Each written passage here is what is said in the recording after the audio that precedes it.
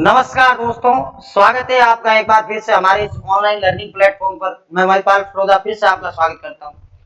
आज हम लोग क्लास 12 का चैप्टर नंबर 13 प्रोबेबिलिटी प्रायिकता डिस्कस करने जा रहे हैं। देखो प्रायिकता जो आपका रहेगा वो बोर्ड एग्जाम के हिसाब से आपके लगभग यूं मान के चलिए 7 नंबर का चैप्टर है। जो आरबीएसई बोर्ड एग्जाम है उसके अंदर 7 नंबर का चैप्टर है और इसके जो क्वेश्चंस आएंगे आप यूं समझ लो, जो नंबर ऑफ क्वेश्चन रहने वाले हैं वो लगभग आप मान लीजिए एक 4 नंबर का क्वेश्चन आता है, इसमें से बड़ा क्वेश्चन आएगा। एक आप 3 नंबर का कह सकते हो या एक नंबर के 3 कह सकते हो, जैसा भी पैटर्न आता है ब्लूप्रिंट में। एक 4 नंबर का पक्का क्वेश्चन आएगा, 4 का है तो ठीक है, अन्यथा एक 3 का क्वेश्चन आएगा तो एक 3 नंबर के 4 क्वेश्चन आएगा, यानी एक बड़ा क्वेश्चन बाकी इसमें से छोटे क्वेश्चन। और ये जो प्रोबेबिलिटी का चैप्टर रहने वाला है ये आपके स्टार्ट होगा जहां तक आपने 11th क्लास में पढ़ लिया उसके आगे से स्टार्ट होगा। कंडीशनल प्रोबेबिलिटी सहप्रतिबंध प्रायिकता से चैप्टर स्टार्ट होगा। स्टार्टिंग में हम लोग कुछ बेसिक बातें इसकी देखने वाले हैं जो 10th क्लास में हम लोग पढ़ गए हैं, 11th क्लास के अंदर पढ़ गए हैं। फिर इसका जो पहला टॉपिक होगा कंडीशनल प्रोबेबिलिटी वो हम लोग डिस्कस करेंगे और उसके आधार पर जो अपने 12th की एक्सरसाइज है उनको सॉल्व करेंगे। चलिए इसके बेसिक पर चर्चा करते हैं कि इसका बेसिक क्या है। बेसिक की बात करूं मैं तो आप सबसे पहले ये सब जानते हो कि जो प्रोबेबिलिटी होती है, जो प्रायिकता होती है, किसी भी घटना के घटित होने की संभावना होती है वही प्रायिकता होती है। प्रायिकता का मतलब होता है अनुकूल परिणाम बटे में कुल परिणाम। ये अपन लोग 9th और 10th से पढ़ते आए हैं कि फेवरेबल जो आउटकम्स होते हैं अपॉन में जो टोटल आउटकम्स होंगे, अनुकूल परिणाम बटे में क्या होगा, कुल परिणाम। फेवरेबल जो रिजल्ट है और जो टोटल रिजल्ट है वही क्या होती है, प्रायिकता होती है। किसी भी घटना की जो प्रायिकता होती है, किसी भी घटना की जो प्रायिकता होती है, प्रोबेबिलिटी होती है, उसका मान 0 के बराबर, 0 से बड़ा है, परंतु 1 के बराबर 1 से कम होता है। और ऐसा कब होता है, प्रायिकता 0 होती है असंभव घटना, इम्पॉसिबल इवेंट, असंभव घटना। प्रायिकता 1 कब होती है, जब घटना कैसी होती है, निश्चित, श्योर इवेंट होती है, निश्चित घटना। ठीक है, किसी भी घटना की जो प्रायिकता होती है, किसी भी घटना का घटित होना प्लस किसी भी घटना का घटित नहीं होना, उसकी प्रायिकताओं का जोड़ हमेशा किसके बराबर होता है, 1 के बराबर। ये 3-4 जो पॉइंट होते हैं ये आप 10th क्लास में पढ़ते हैं। थोड़ा अपन आगे चलते हैं तो फिर 11th में आ जाते हैं। 11th में आ जाते हैं अपने पास घटनाओं के प्रकार। तो सही उम्मीद है आप घटनाओं के प्रकार सभी जानते हो कि अगर आपके पास में सरल घटना 1 प्रतिशत बिंदु होगा, मिश्र घटना 1 से ज्यादा होगा, अपवर्ती घटना क्या होती है, विशेष घटनाएं क्या होती है, ये सारी घटनाएं आप जानते हैं। जैसे जैसे क्वेश्चन में आता जाएगा मैं आपको बताता जाऊंगा कि कौन कौन सी घटनाएं आपके पास होने वाली। प्रायिकता का जो योग नियम होता है वो आपको पता रखना है। P of A union B बराबर होता है P of A plus P of B minus P of A intersection. ये अपने काम की चीज है, 13.1 में काम आ जाएगी।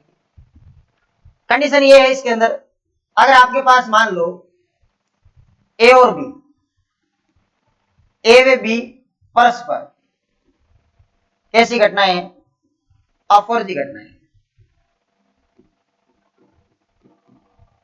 अगर ए और बी अपवर्ती घटना है तो हमेशा ध्यान रखना ए इंटरसेक्शन जो बी होता है वो किसके बराबर होता है, फाइव के बराबर। अगर ए इंटरसेक्शन बी फाइव है तो ए इंटरसेक्शन बी की जो प्रायिकता होगी वो क्या हो जाएगी, 0। अगर इसकी प्रायिकता ही 0 होगी, इसकी प्रायिकता क्या होगी, 0, तो 100% बात है यहां से आपको P ऑफ A प्लस केवल P ऑफ B देखने को मिलेगा। ये एग्जाम में एक बार पूछा हुआ क्वेश्चन है, ध्यान रखना बेसिक में से कि अगर आपके पास A और B अपवर्ती घटना है तो उनमें से कौन सा सही होगा, तो ये ऑप्शन हमेशा सही होता है। योग नियम आपको पता है P of A union B बराबर क्या होता है, P ऑफ A प्लस क्या होता है, P of B minus P of A intersection B। जब A और B अपवर्ती आएगी फिर इंटरसेक्शन वाला पोर्शन है ये क्या हो जाएगा, आपकी 0 हो जाएगा। इसको दिमाग में रख सकते हैं। इसके अलावा कुछ और बेसिक सी बात हमेशा ध्यान रखें, ये आपने पढ़ा भी होगा कि अगर आपके पास में ए से ले लेता हूं मैं, ए डैश है, इंटरसेक्शन बी लिखा हुआ है, या अगर आपके पास में कभी ऐसे आ जाए ए इंटरसेक्शन बी का डैश। इनको कैसे लिखते हैं? देखो 11वीं क्लास का ये कंसेप्ट है, आपने ये देखा था 11वीं क्लास में कि सर जिसके ऊपर नहीं लगा हुआ है उसको छोड़ दो, और जिसके ऊपर डैश नहीं लगा उसमें से घटा दो, इसको घटा पी ओ बी में से। अगर ऐसे ही पता नहीं लगता है कि भाई ये भी पता नहीं लगा है तो वेन आरेख पर आ जाओ। किस पर आ जाओ? वेन आरेख पर। एक बार चेक कर लो वेन आरेख से कि किसका क्या बनेगा। ये वेन आरेख, यहां पर ए है, यहां पर बी है। ये कह रहा है ए नहीं इंटरसेक्शन बी। ए तो नहीं है, इंटरसेक्शन करना है बी के साथ। ए नहीं इंटरसेक्शन बी का मतलब समझ रहे हो क्या? ए नहीं इंटरसेक्शन बी का मतलब केवल बी होगा कि नहीं होगा? केवल बी को कैसे लिखा जाएगा कि इस पूरे बी में से इस पार्ट को माइनस कर दो। बी, केवल बी, ए तो नहीं है, केवल बी है। इसका मतलब क्या हो गया? ए नहीं है, केवल बी है। इस पार्ट के बहुत सारे नाम होते हैं, इसको ये भी कहा जाता है बी माइनस ए, कि बी वाले हिस्से में से ए वाला हिस्सा माइनस हो गया। इस पार्ट को ये भी कहा जाता है ए डैश इंटरसेक्शन बी, ठीक है।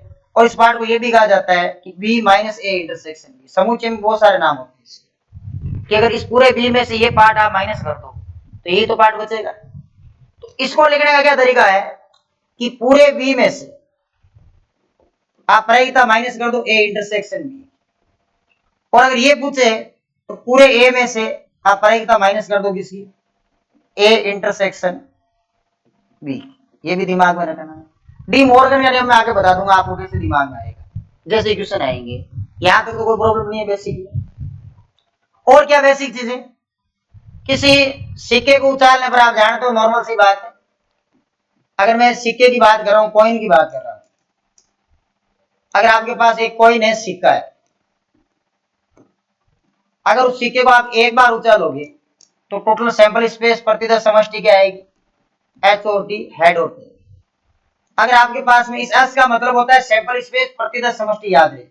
सिक्के को दो बार उछालोगे तो H H, H T, T H, और क्या आएगा? टी और टी, ठीक है।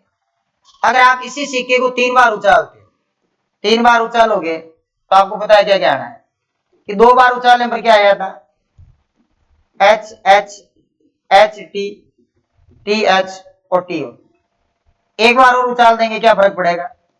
फर्क तो कुछ नहीं पड़ेगा, परिणाम अलग आ जाएंगे, एच ओ टी। अब इनको गुणा कैसे करवाना है वो ध्यान से सुनो। ये सैंपल स्पेस से गुणा करवाने का मतलब है इस एच को पीछे लगा दो चारों के, इस टी को चारों के पीछे लगा दो। एच को चारों के पीछे लगाओगे तो ऐसे बनेगा। पीछे लगाने का मतलब समझ गए क्या? 3 नंबर पर लिखना है। अब टी को पीछे लगा दो, टी को पीछे लगाने का मतलब समझ गए क्या? एच एच टी, और एच टी और टी, टी एच और T, T T T T T, T T T बुला दो लास्ट में, ये हो जाएगा। ये सिक्के को 3 बार उछालने पर आने वाली इवेंट है। ये सिक्के को 1 बार उछालने पर, ये सिक्के को 2 बार की, ये सिक्के के 3 बार की। इसका एक सिमिलर इवेंट और होता है। सिमिलर इवेंट क्या है? एक परिवार, एक फैमिली है, उसमें बच्चों की संख्या, परिवार में बच्चों की संख्या, इसी का सिमिलर इवेंट होता है। ये हमेशा ध्यान रखना है। परिवार में बच्चों की संख्या कैसे? ऐसे, अगर एक ही बच्चा है परिवार में, बच्चा अगर एक है तो वो या तो लड़का होगा या क्या होगा? लड़की होगी। जी और बी, जी का मतलब गर्ल, बी का मतलब लड़का या लड़की। एक बार इनको मैं इधर साइड करता हूं ताकि इनकी सिमिलरिटी लिखी जा सके।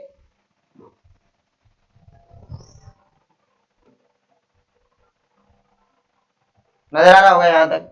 रुक जा भाई, रुक जा।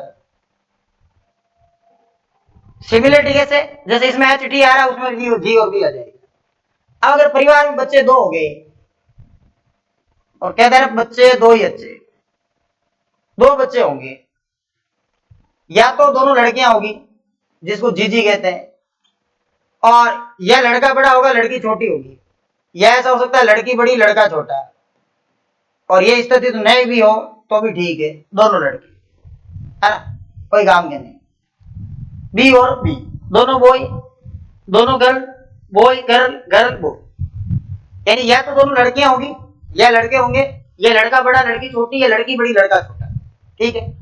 अगर मान लो परिवार में बच्चे 3 है, कितने बच्चे? 3। गवर्नमेंट रूल के हिसाब से कम होने चाहिए, 2 ही होने चाहिए।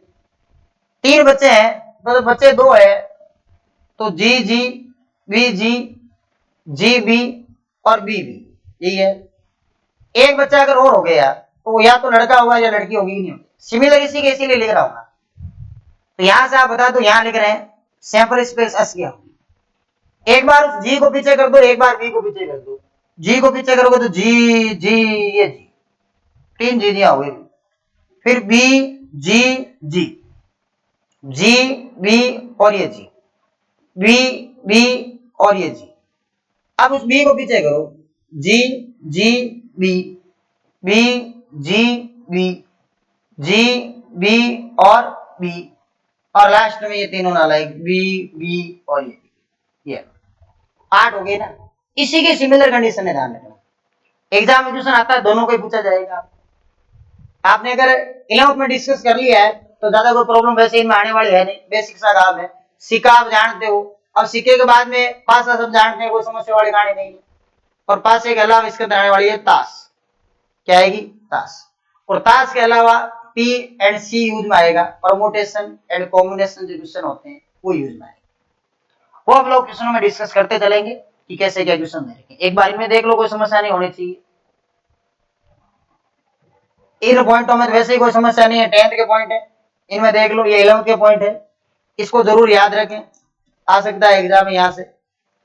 और ये भी इंपॉर्टेंट है, ध्यान रखना। अगर कभी ऐसा आया, विविध प्रश्नावली में आएंगे क्वेश्चन, ऐसा आया तो ऐसा लिखेंगे, और ऐसा आया तो ऐसा लिखेंगे। और कैसे आता है? वेन आरेख से देख लो। किसी 2 वर्ग बना लो, ए इंटरसेक्शन बी डैश, मतलब केवल बी की बात कर रहा है, ए तो है नहीं, केवल बी का मतलब ये घेरा होता है। ये घेरा कैसे आता है? ये जो घेरा होता है ना, ये घेरा, ये होता है इंटरसेक्शन का। किसका? इंटरसेक्शन का। अगर इस पूरे वर्त में से, पूरा वर्त किसका है? बी का, इस पूरे वर्त में से ये खाली वाला पोर्शन माइनस कर दूं तो ये लाइनिंग वाला पोर्शन आएगा कि नहीं आएगा? ये वेन आरेख की सहायता से हो जाएगा। और याद रहे भाई, वेन आरेख तुम्हें आना चाहिए, क्योंकि इसके एग्जाम्पल अच्छे एग्जाम्पल है एक्सरसाइज के अंदर, वो वेन आरेख की सहायता से ही सोल्व हो। बाकी प्रोबेबिलिटी में कोई समस्या ज्यादा आनी नहीं। चलो, पहला जो अपना टॉपिक रहेगा क्लास 12th का, वो रहेगा कंडीशनल प्रोबेबिलिटी, सह प्रतिबंध प्रायिकता।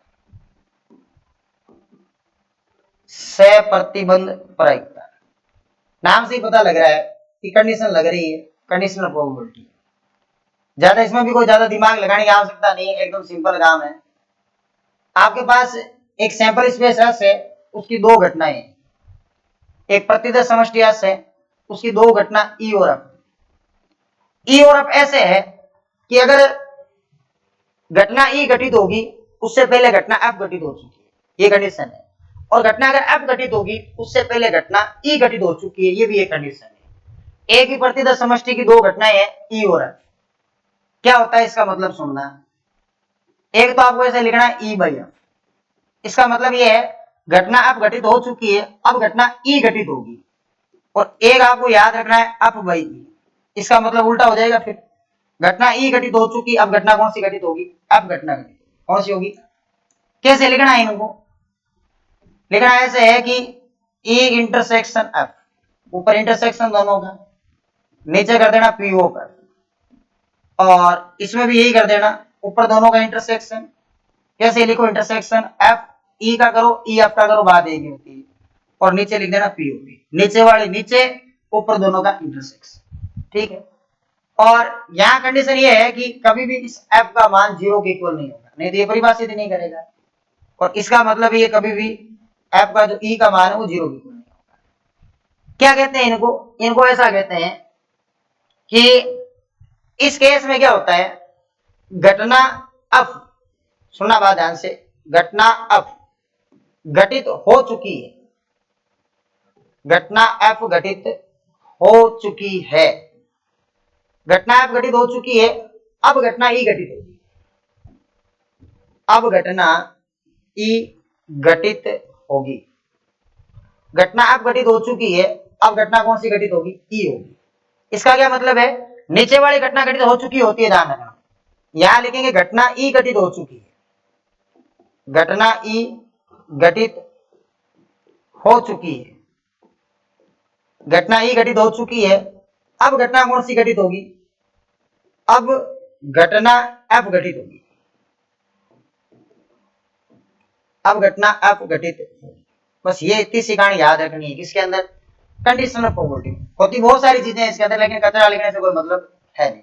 12th बोर्ड के हिसाब से हम लोग पढ़ रहे हैं और उसमें आपको 1 नंबर का शॉर्ट क्वेश्चन है, ये ध्यान रखना।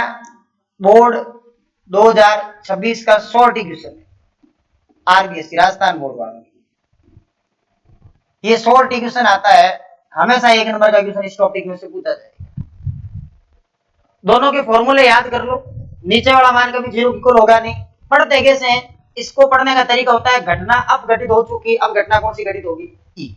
इसको पढ़ने का तरीका होता है घटना ई घटित हो चुकी, अब घटना कौन सी घटित होगी, और निकालते कैसे, दोनों का ऊपर इंटरसेक्शन कर लो, नीचे पी ऑफ ई और पी ऑफ क्या कर लो, एफ। कंडीशन लग रही है ना, इसीलिए इसको कंडीशनल प्रोबेबिलिटी कहते हैं। सप्रतिबंध, कि प्रतिबंध लग रहा है कोई ना कोई, कि घटना अब घटित हो गई, ये प्रतिबंध है, अब ई होगी, या घटना ई हो गई घटित, अब कौन सी घटना घटित होगी, अब घटना घटित। इसमें देख लो कोई प्रॉब्लम है तो फिर एक्सरसाइज स्टार्ट।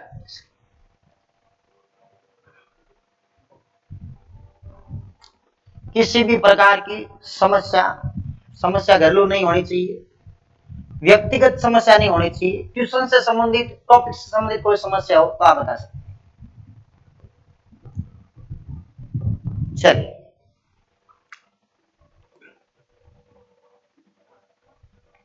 प्रायिकता 13.1 और ये पहला क्वेश्चन।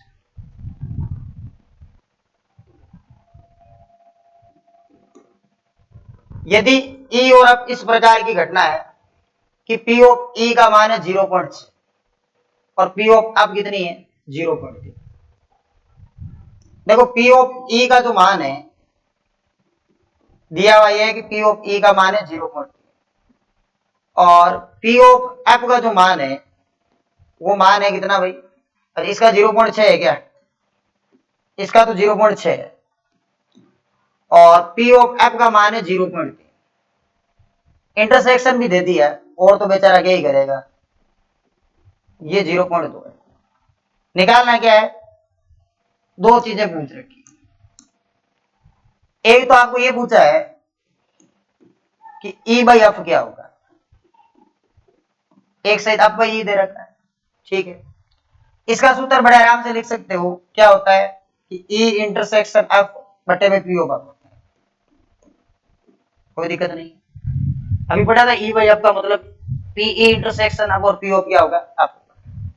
इंटरसेक्शन का मतलब है 0.2 तो ऊपर 0.2 कर दो, पी ऑफ एफ का मतलब है 0.3, ये 0 पॉइंट से पॉइंट भाग जाएगा, 2 बट्टे में क्या आ जाएगी 3, तो प्राइक आ गई। और सेकंड वाला जो पूछ रखा है वो है एफ बाई ई। हम लोगों ने दोनों सूत्र भी लिखे थे। एफ बाई ई का मतलब क्या होता है, ऊपर आएगा पी ऑफ ई इंटरसेक्शन बट्टे में क्या आ जाएगा P of E. E intersection आप कितना है 0.2, ये रख दो ऊपर 0.2। पी ऑफ ई कितना है 0.6, ये 0.6। पॉइंट से पॉइंट हटा दो, 2/6, 2/6 का मतलब हो जाएगा 1/3। अब इसमें तो आप 12th क्लास के विद्यार्थी हो तो मैं ज्यादा कहूंगा भी नहीं आपको कि दिक्कत है क्या। एकदम नॉर्मल सी कैलकुलेशन है, 2 फॉर्मूले है, लिखना है उसके बाद। ये नहीं कर सकते तो वैसे ही कुछ नहीं कर सकते। याद ए बाई बी ज्ञात करना है, पी ओ बी दे रखा है, इंटरसेक्शन दे रखा है, ए बाई बी पूछा, बड़े आराम से निकाला जा सकता है इसको भी।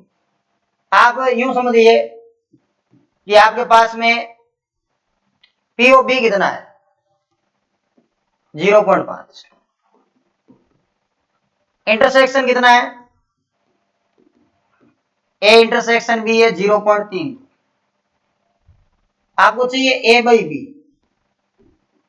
तो ए बाई बी का मतलब होता है ए इंटरसेक्शन बी ऊपर, पी ओ बी नीचे। तो ए इंटरसेक्शन बी जो होगा उसका मान कितना आएगा, दे रखा है 0.32, पी ओ बी कितना है 0.5 दे रखा है। अब कोई यूं नहीं सोचेगा ये 0.5 है वो 0, ये 0.50 है 5 नहीं, अगर पॉइंट के बाद दो संख्या लोगे जैसे ही बढ़ेगा, ऊपर 32 है नीचे कितना है 50 है, काट दो 16 बट्टे में क्या आ जाएगा 25 आ जाएगा। प्रायिकता कभी भी 0 1 से बड़ी नहीं होगी, 0 से बड़ी 0 के बराबर, 1 से छोटी और 1 क्या होती है बराबर होती है। इसमें देख लो कोई दिक्कत है? देखो पॉइंट के बाद यहाँ ध्यान रखना 0.5 कहने का मतलब 0.50 है, क्योंकि यहाँ पॉइंट के बाद दो नंबर दे रखे हैं, तो यहाँ भी आप दो नंबर लिखोगे 0 क्या हो जाएगा 50 हो जाएगा। इसका देखो देखिए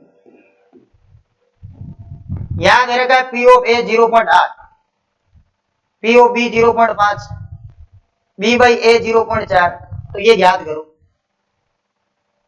पी ऑफ ए का मान तो है 0. कितना 8, पी ऑफ बी का मान कितना है 0.5 और बी बाई ए का मान कितना है 0.4। पहले के अंदर ए इंटरसेक्शन बी निकालना है पीओ, तो ए इंटरसेक्शन बी कैसे आएगा इसकी सहायता से। बी बाई ए का सूत्र आप याद है आपको, तो ऐसा होता है ई बाई आपका बोल दो, बी बाई ए का बोल दो, एक ही बात है। ऊपर दोनों का इंटरसेक्शन और नीचे ऐसे ही होता है, और ये आपको पूछ लिया इन दोनों को मान दे दिए इस बार। बी बाई ए की वैल्यू कितनी है 0.4 है, ये 0.4। इंटरसेक्शन क्या करना है ज्ञात करना है। पी ओ बी कितना दिया है 0.8, 8 इधर ले लो, ए इंटरसेक्शन 8 गुणा 4 32 होता है, दो संख्या छोड़ के पॉइंट लगा दो 0.32 हो जाएगा। ये आगे इंटरसेक्शन की वैल्यू, ठीक है। दूसरे में क्या पूछा है ए बाई बी पूछा है, तो ए बाई बी का सूत्र क्या होगा, ऊपर तो आएगा इंटरसेक्शन ए इंटरसेक्शन बी, नीचे आएगा पी ओ बी, ये पी ओ बी हो गया, ऊपर इंटरसेक्शन नीचे क्या हो गया पी ओ बी। इंटरसेक्शन का मतलब 0.32 है, तो यहां पर आ जाएगा 0.32। पी ओ बी कितना है 0.5 है, ये फिर से वही क्वेश्चन आ गया, यहाँ 32 बट्टे में क्या आ जाएगा 50 आ जाएगा। अब 50 कहां से आ रहा है समझ गए होंगे, 16 बट्टे में क्या हो जाएगा 25 हो जाएगा, ये 16 बट्टे। बचा कौन है यूनियन, समझ सकते हो क्या यूनियन कैसे आएगा। यूनियन आपको योग नियम लिखवाया था, क्या था कि ए यूनियन बी का जो सूत्र होता है वो ये होता है P of A plus P of B minus P of A intersection B, A intersection B, याद आ रहा है योग नियम। यूनियन जहां पूछता है या का मतलब क्या होता है यूनियन, और का मतलब क्या होता है इंटरसेक्शन होता है, तो आपको प्रायिकता का योग नियम याद आ रहा है क्या, योग नियम, क्योंकि यूनियन इसलिए पूछा उसने लास्ट में कि इंटरसेक्शन के बिना यूनियन नहीं आएगा, तो पहले आपने इंटरसेक्शन निकाल लिया, ए दे रखा बी दे रखा, वैल्यू रख दो। यहां से बताओ आप ए यूनियन बी क्या आने वाला है, क्या आएगा ए कितना है 0.8, बी कितना है 0.5 माइनस इंटरसेक्शन कितना है 0.32, ये 0.32 ऐसा ही है। ये कितना हो गया जोड़ने पर, ये जोड़ने पर हो गया 8 5 13 1.3, 0.13 मत कर देना 1.3, और इसके आगे 0 और लगा लेना माइनस 0.32, क्योंकि पॉइंट के बाद दो नंबर है, पॉइंट 32 और पॉइंट 2 उधर से और निकाल दो, तो यहां से जो यूनियन आएगा ना वो आएगा 0.98, कितना आएगा 0.98। नॉर्मल नॉर्मल सी कैलकुलेशन है, कर सकते हो आराम से, कोई इसमें दिक्कत वाली बात नहीं होनी चाहिए। देख लो इसमें कोई समस्या, इसमें देखिए समस्या होगी तुम्हारे, फिर भी मन को संतुष्टि मिल जानी चाहिए कि समस्या तो नहीं है कहीं। देखो भाई है क्या कोई समस्या, P of A P of B दे रखा है और ये तीन मान इसके अंदर पूछ रखे हैं, बड़े आराम से तीनों को किया जा सकता है। चलो चौथा क्वेश्चन है ए यूनियन बी ज्ञात करो, और इस बार आपके सामने ये दे रखा है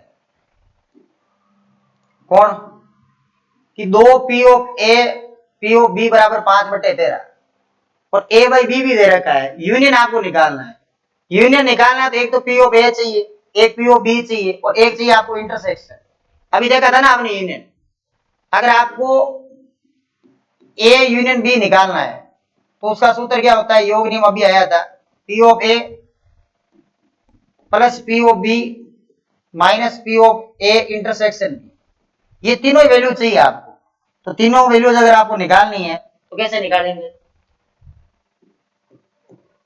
आपके पास ये दे रखा है कि 2 गुणा पी ऑफ ए बराबर पी ऑफ बी,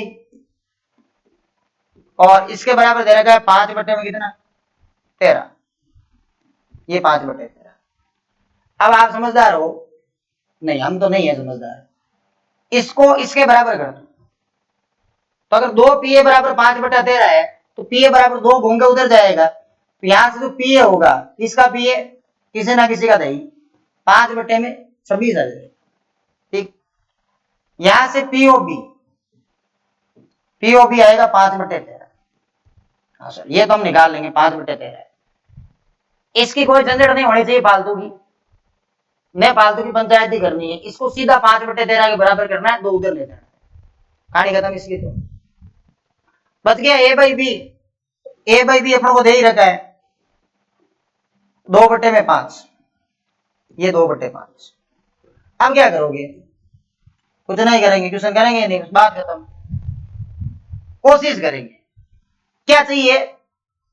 चाहिए बहुत सारी चीजें, लेकिन मिले तब ना। हम तो उम्मीद बहुत सारी चीजों से करते हैं। P of A P of B ये तो है, चाहिए अपनों को। यहां फिलहाल क्वेश्चन में तो इंटरसेक्शन है, ठीक है, इंटरसेक्शन चाहिए। तो आप ये बताओ, इंटरसेक्शन लाने के लिए पैसे लगते हैं क्या? नहीं लगते। ए बाई बी का सूत्र लगता है। ए बाई बी का सूत्र होता है P of A intersection B बट्टे में पी ऑफ बी, ये पी ऑफ बी, ठीक है। इंटरसेक्शन का मान तो अपनों को चाहिए। इसका मान कितना है? इसका मान 2 बटे में 5, ये 2 बटे 5। यहां P of A intersection B निकालना ही पड़ेगा। पी ऑफ बी कितना है? पी ऑफ बी 5 बटे 13 है, ये 5 बटे 13 है। अब क्या करेंगे? सीधा इधर ले जाओ इसको। सीधा ले जाना आता है क्या? उल्टा पुल्टा मत करना, सीधे ले जाना जैसा है वैसा। अपना दिमाग नहीं लगाना फालतू का। यहाँ पर ए इंटरसेक्शन बी, ये फ्रैक्शन है, सीधी ले जाओ इधर। 5 से 5 घटेगा, 2 बटे में क्या आ जाएगा? 13। यहां से जो इंटरसेक्शन निकाला आप लोगों ने, इंटरसेक्शन कितना निकाला है? 2 बटे में 13। अब क्या करना है? कुछ ना कुछ तो करेंगे, इतना किया आगे भी करेंगे। क्या करोगे? वैल्यू रखो P of A. P of A नजर आ रहा है क्या तुम्हें? नजर नहीं आ रहा है तो तुम्हारी आंखें नहीं है, वो बटन है, ध्यान रखना, ठीक है, बटन ही सही। P of B, P of B है 5 बटे में 13, इंटरसेक्शन 2 बटे 13, ये लो। अब तो एलसीएम कितना आएगा? 26 आएगा। 26 का 26 में भाग एक बार, 5 से गुणा करवा दिया, 2 बार 10, 2 बार 4, सही है क्या? 15 में से 4 घटा लो 11, इसका उत्तर आएगा 11 बटे में 26, ये 11 बटे 26। ठीक है, कोई परेशानी? परेशानियां तो बहुत है, सारी मैं दूर नहीं कर सकता। क्वेश्चनों से संबंधित कोई परेशानियां हैं तो वो आप बता दो, वो दूर कर दी जाएगी। यहां तक तो वैसे ही कोई प्रॉब्लम आती ही नहीं है। प्रॉब्लम जरूर छठे क्वेश्चन से होगी, जो आज हम करेंगे ही नहीं। यहां तक जो क्लास में, आज की क्लास में 5 तक हो गए भाई, आगे वाली क्लास में कर देंगे कंप्लीट। पी ऑफ ए 6 बटे 11, पी ऑफ बी 5 बटे 11, ए यूनियन बी 7 बटे 11। तो 3 वैल्यूज पूछ रखी है। फिर से इंटरसेक्शन आ गया, देखो इंटरसेक्शन आ गया, इसीलिए यूनियन दे दी है। तो सबसे पहले यहां मैं सूत्र लिख देता हूं और सीधी वैल्यूज पुट कर दूंगा, ए यूनियन बी। योग नियम प्रायिकता का क्या होता है? P of A plus P of B minus P of A intersection. A union B का मतलब कितना है? 7 बटे 11, सीधे रख दू। पी ऑफ ए कितना है? 6 बटे 11। पी ऑफ बी कितना है? 5 बटे 11। निकालना क्या है? इंटरसेक्शन, ये निकालना है। हालांकि ऐसा भी कर सकते हो आप, इन दोनों की जगह चेंज कर दो सीधी, तो भी हो जाएगा। अब मैं क्या कर रहा हूं, इस वैल्यू को मैं यहां लिख रहा हूं और यहां वाली वैल्यू में याद आ रहा हूं।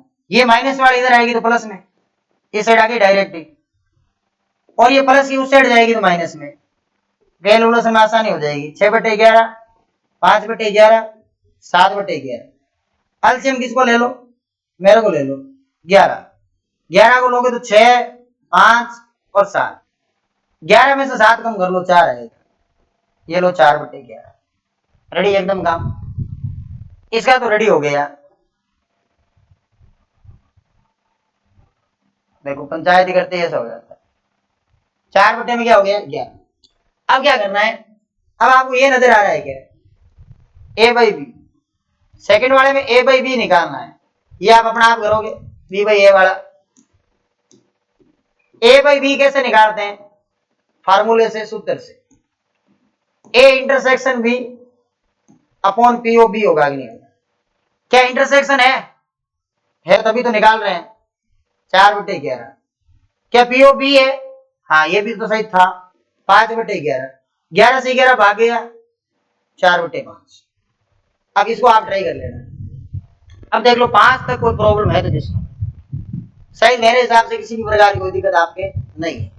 आगे की क्लास में हम लोग 6 से कंटिन्यू करेंगे क्वेश्चनों को, और कोशिश करेंगे एक क्लास में तो नहीं होगी, थोड़ी सी बड़ी है, 2 क्लास में इसको खत्म करने का प्रयास करेंगे।